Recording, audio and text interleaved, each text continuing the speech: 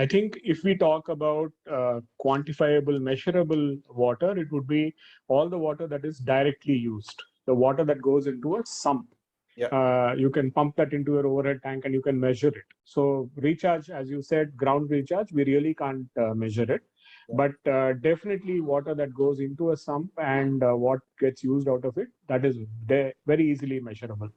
So if we can set up a leaderboard kind of system on some website or something, and have all these RWAs sending you periodic reports, weekly, daily, monthly, whatever.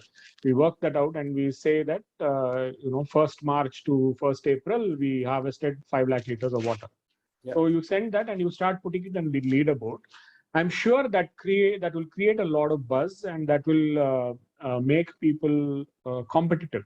So people who haven't achieved it also, who haven't even thought about it, may suddenly want to do it because somebody wants to get that gold medal, silver medal, or bronze medal, right?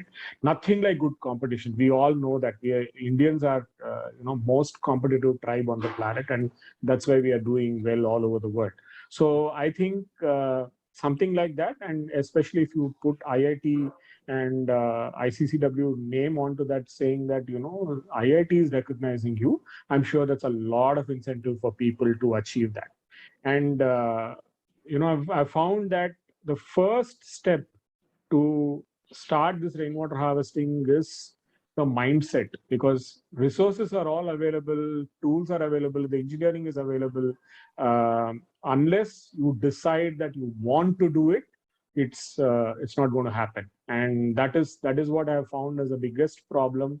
Whenever I go and talk to RWAs, when we try to, there will be 2 or 3 people always in an RWA who want to do it, right?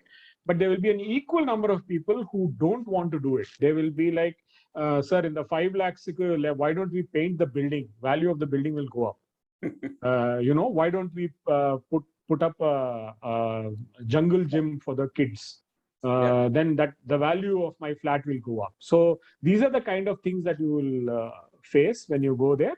But if you can quantify it by numbers, which we always do, which show examples about how return of investment, 1 year, 2 years, whatever, that helps a lot. But this leaderboard thing is a great idea. And we should start that. Maybe set a target from 1st April to start recording it, and have all RWAs who are actually doing this all over Chennai. Prabha and I are part of a team on the State Planning Commission on augmenting water. Oh. So we go and visit the State Planning Commission, we talk about our experiences, and we have given a few suggestions about how to do this. Remember, these are all rules that exist. Right?